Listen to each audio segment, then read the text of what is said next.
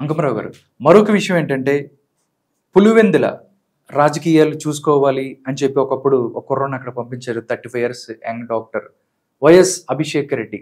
అలాంటి వ్యక్తిని అంటే ఒకవేళ వైఎస్ అవినాష్ రెడ్డి జైలుకి వెళ్తే పులివెందుల రాజకీయాలు చూసుకుంటానికి ఒకళ్ళు ఉండాలి అక్కడ కడప దీనికి సంబంధించిన కూడా. అలాంటి YS Abhishek Reddy city neuro హాస్పిటల్లో చావు బతుకుల మధ్య ఉన్నారు. దాని వెనక బ్రెయిన్ స్ట్రోక్ అని మాట్లాడుతున్నారు. దానికి సంబంధించి ఏం జరిగింది అనేది కూడా తెలియాల్సి ఉంది. బట్ పులివెందులకు సంబంధించి వైఎస్ కుటుంబ సభ్యులు అవ్వచ్చు, బెంగళూరు నుంచి అందరి చోట అందరూ కూడా చూసి వెళ్ళిన పరిస్థితి. ఇద్దరు తప్ప, ఒకటి జగన్మోహన్ రెడ్డి గారు, 2 భారతీ రెడ్డి గారు.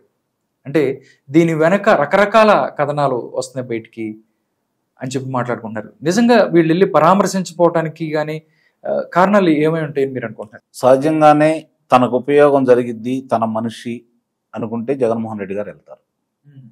అభిషేక్ రెడ్డి గారిని తన మనిషి అనుకోవట్లేదు అనిపిస్తుంది నాకు చూడబోతే. నందుకు సురేష్ గారు ఆయన మనిషి? అవును, అందుట్లో అనుమానం ఏముంది? అందుట్లో అనుమానం ఏముంది? ప్రజలు అక్కడ మొత్తం వరదల్లో నిండిపోయిన ప్రజలు ఆయనకి సంబంధం లేదు కదా. ఎట్లా వాళ్ళు ఓట్లేస్తారు? ఓకే, ఏం చేసినా ఓట్లేస్తారు కదా. గతంలో వేశారు కదా, అదే నమ్మకంలో ఉన్నాడు అతను. మళ్ళీ చెబుతున్నాడు కదా, 5 సంవత్సరాల తర్వాత మేమే వస్తాం, ఇదే కారాగారంలో నాయకులను పంపిస్తాం అని చెప్పి మాట్లాడుతూ ఉన్నాడు కదా. ఇప్పుడు బాబాయ్ గారు చనిపోతే వెంటనే రాలేదు, అంటే చనిపోయేంత వరకు రాలేదు ఆయన. మరి మామూలుగా చూసుకుంటామంటే ఈరోజు తల్లి అతను కాదని చెప్పి దూరం వెళ్ళిపోయింది, చెల్లి కాదని దూరం వెళ్ళిపోయింది, బాబాయ్ కుమార్తె నీకు వ్యతిరేకంగానే ఉంది. సొంత చెల్లెలే చెల్లెల్లో చెప్పాను కదా, చెల్లెలు చీకొట్టుకొని ఈరోజు ఎదురు తిరిగి నీ గుట్టుముట్లన్నీ కూడా అమ్మాయి విప్పుతా ఉంది, బండకేసి ఉదుకుతా ఉంది. మామూలు కూడా బాధుడు కాదు, అది ప్రతిపక్షాల వల్ల కాలేదు, తెలుగుదేశం పార్టీ వల్ల కాలేదు, లేకపోతే మిగిలిన జనసేన వల్ల కాలేదు, భారతీయ జనతా పార్టీ వల్ల కూడా కాలేదు. నిస్సందేహంగానే షర్మిల చాలా ఎక్కువ పాత్ర పోషించింది, అందుట్లో అనుమానం ఏం లేదు. మరి అంటే కుటుంబాలకు సంబంధించిన వ్యవహారం సంగతి నేను చెబుతుంది. అలాగే రాజకీయంగా కూడా బాగా గట్టిగానే దాడి చేసేది, ఇప్పటికీ చేస్తూనే ఉంది. ఇప్పుడు అట్లా చూసుకుంటా ఉంటే అతను ఆ రోజు పులివెందుల్లో చూసుకోవడానికి ఇతను అవినాష్ రెడ్డిని అదుపులో తీసుకుంటే అతను తీసుకొద్దామనే ఉద్దేశం అని కాదు. మొట్టమొదటి నుంచి కూడా అతను తీసుకురావడం కూడా జరిగింది. జరిగినప్పుడు ఆ రోజుల్లో అంటే ఇప్పుడు ఎక్కడ అడ్డం పడతాడో వివేకానంద రెడ్డి, కాబట్టి అతను తీసుకొస్తే బాగుంటుందని చెప్పి ముందు ఆ బాధ్యతలు అప్పచేయడం కూడా జరిగింది. ఆ జరిగిన సందర్భంలో వివేకానంద రెడ్డి గారు హత్య జరిగినప్పుడు అతను స్వయంగా సిబిఐకి ఇచ్చినటువంటి వాంగ్మూలంలో ఏముంది అంటే, నేను 6:15కు 6:35కు నేను వెళ్ళటం జరిగింది. వెళ్ళేటలకి ఆ ఎదురుగా చూస్తూ ఉంటే బెడ్రూమ్లో రక్తపు మార్కలు కనపడతా ఉన్నాయి, బెడ్ మీద కూడా కనపడుతున్నాయి, బాత్రూంలోకి వెళ్తే రక్తం కనపడుతున్నాయి, ఆయన కమోడ్ మీద ఉండటం కూడా జరిగింది. ఏమన్నారు అంటే రక్తపు వాంతులు జరిగినాయి అన్నారు. నాకు అక్కడ గాయాలు స్పష్టంగా కనపడతా ఉన్నాయి, నాతోటి ఎవరు మాట్లాడలేదు, వాళ్ళు మాట్లాడుకుంటున్నారు, హార్ట్ అటాక్ అంటున్నారు, రక్తపు వాంతులు అంటున్నారు, రకరకాలుగా మాట్లాడుకుంటున్నారు. సరే నాతోటి ఎవరితో మాట్లాడలేదు కాబట్టి నేను వచ్చేసాను. వచ్చేసిన తర్వాత పత్రికల్లోనూ లేకపోతే ప్రసార మాధ్యమాల్లో అన్నీ చూసాము, అసలు ఎలా చెప్పారో నాకు ఇప్పుడు అర్థం కావట్లేదు అని చెప్పి ఆయన సిబిఐకి వాంగ్మూలం ఇవ్వడం కూడా జరిగింది. అక్కడి నుంచి ఆయన ప్రస్థానం అక్కడ కనపట్ల, గుర్తుపెట్టుకోండి మీరు. ఆ మాట అన్న దగ్గర నుంచి వైఎస్ అభిషేక్ రెడ్డి అలా డిజాల్వ్ అయిపోయాడు. కాబట్టి ఇప్పుడు అతనితో వీళ్ళకి ఏంటి పని? వాళ్ళు చనిపోతే వస్తారు, శవం ఉంటే వస్తారు, అంతే తప్ప చావు బతుకుల మధ్య ఉంటే రాడు. కానీ వాళ్ళ మనుషులు ఎవరన్నా ఇప్పుడు ఆంధ్ర రాష్ట్ర ప్రజలు జగన్మోహన్ రెడ్డి గారు దర్శనం చేసుకోవాలి అంటే 2 రోజులకు ఒక నాయకుడిని కనుక ఈ ప్రభుత్వం అదుపులో తీసుకుంటే అప్పుడు ఇక్కడే ఉంటాడు, రోజు అక్కడ దగ్గర కారాగారం కాడికి వెళ్తాడు, అట్టానే బయటకు వస్తాడు, మాట్లాడతాడు. ఇది న్యాయమా, ధర్మమా, ఇది కక్షపూరిత వ్యవహారం కాదా, భవిష్యడికి అన్నారు తర్వాత ఎర్ర పుస్తకాన్ని అమలు చేస్తున్నారు, అంబేద్కర్ గారు రచించిన రాజ్యాంగాన్ని అమలు చేయట్లేదు, ఈ మళ్ళీ ఆయన అదే పదాలు పడిగట్టు పదాలు వాడుతూనే ఉంటాడు, అదే విధంగా మాట్లాడుతూ ఉంటాడు. గబిక్కిన ఎవరన్నా ప్రశ్న అడిగనుకోండి, మీరు అట్ట అడిగితే అట్ట, నా దగ్గర లేదు కదా, నా దగ్గర ఉండే చేయడానికి నాకు ఇబ్బందిగా ఉంది, మీరు ప్రశ్న అడిగితే మీరే చదువుకోండి అని చెప్పి 30-40 పేజీలు వీళ్ళు ఎక్కడ చదువుకుంటారు సార్? అంతే, ఇప్పుడు ఆయనకి అదే కదా. ఇప్పుడు మండదా అంటాడు మళ్ళీ. ఇప్పుడు మండదా అనే దానికి నేను చెబుతున్నా, ఆ రోజు నువ్వు చేసిన దానికి పారిశుద్ధ కార్మికులకు మండింది కాబట్టి నీ ముట్టి కింద మంట పెట్టారు, ఆశా వర్కర్లకి మండింది కాబట్టి నీ ఈపు మీద చచ్చారు వాళ్ళు. ఉపాధ్యాయులను కావచ్చు, లేకపోతే ఉద్యోగస్తులను కావచ్చు, నువ్వు చేసిన అకృత్యాల కూడా మండింది కాబట్టి నిన్ను జుట్టు పట్టుకొని కిందకి ఇచ్చారు. ఇంకెందుకంటే ఏం కావాలి?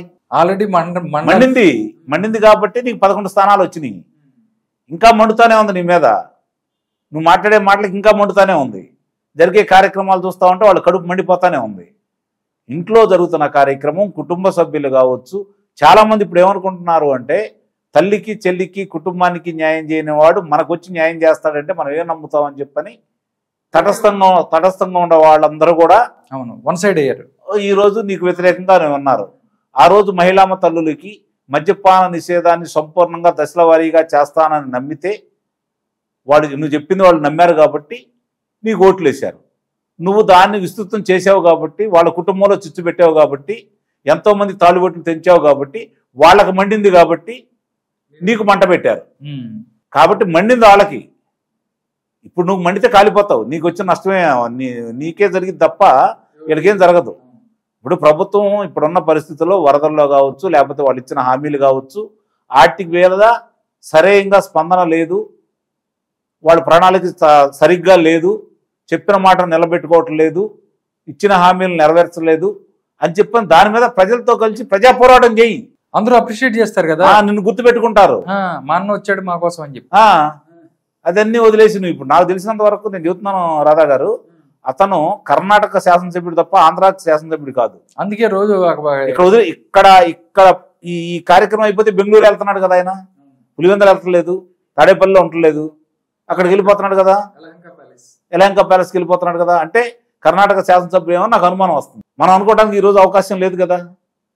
మండింది, అందరికీ మండింది, రైతులకు మండింది, వృద్ధులకు మండింది, విద్యార్థులకు మండింది, అందరికి మండబట్టే కదా ఈరోజు భవన నిర్మాణ కార్మికులను ఏం చేసావో చూస్తూనే ఉన్నారు, మందు బాబుల్ని ఏం చేసావో చూస్తూనే ఉన్నారు. ఈరోజు ఏ వైద్యశాలకు వెళ్ళినా కూడా ఈ కల్తీ మద్యం తాగి అక్కడ 100 మంది రోగులు ఉంటే 70 మంది వీళ్ళే కనపడుతున్నారు. కిడ్నీలు పోయిన వాళ్ళు కనపడుతున్నారు, ఇవన్నీ కనపడతానే ఉన్నాయి. అసలు ఎక్కడండి పొంతన లేదు. ఎక్కడ చూసుకున్నా కూడా ఈ విధ్వంసం ఏంటి, విలయం ఏంటి, ఎన్నాళ్ళు పట్టిద్ది దీన్ని బాగు చేయడానికి? అసలు గండ్లు పోవడానికి ఎన్నాళ్ళు పడుతుంది? ఈ కరకట్టలు కావచ్చు, లేకపోతే నదీ కట్టలు కావచ్చు, చెరువు కట్టలు కావచ్చు, వాటిని ప్రతిష్టపరచడానికి అన్ని ఎంత శ్రమ పడాలి ఇప్పుడు. అసలు ఇది చూస్తూ ఉంటే ఆశ్చర్యం వేస్తూ ఉంది. ఏం జరుగుతుంది 5 సంవత్సరాల్లో స్పష్టంగా మనకు కనపడతానే ఉంది. మళ్ళీ దాన్ని తిరిగి గాడిన పెట్టే కార్యక్రమంలో చూస్తూ ఉంటే వచ్చి ఇట్లా మాట్లాడటం.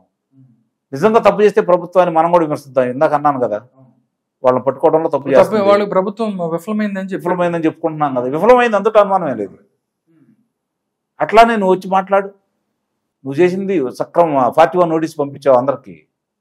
తెలుగుదేశం పార్టీ కార్యాలయం మీద దాడి చేసిన వాళ్ళకి మీద ఎవరైతే బాధితులు ఉన్నారో కళ్ళ ముందు అంత కనపడతా ఉంటే నువ్వు ధర్నా చేయడానికి వెళ్ళావు. అక్కడికి ధర్నా చేయడానికి వెళ్తే కత్తులు కటార్లు రాళ్ళు పుట్టుకొని వెళ్తారా? గాయాలు చేస్తారా? గాయాలైన వాళ్ళ మీద తిరిగి అభియోగాలు మోపి వాళ్ళ మీద నేరం మోపుతావా? కొద్దో గొప్ప రాళ్ళు పడినాయి అంట.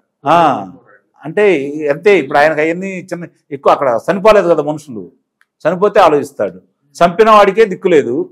చంపిన నీ శాసన మండలి సభ్యుడు చంపి నేనే చంపాను అంటే ఆయనకి బ్రహ్మాండంగా హారతులు ఇచ్చేసి ఊరేగింపులు చేయించేసి నీ పక్కన కూర్చోబెట్టుకొని నీ వాహనంలో ఎమ్మెల్సీ ఇచ్చారు. మళ్ళీ ఆల్రెడీ అంతకు ముందే ఉంది అది.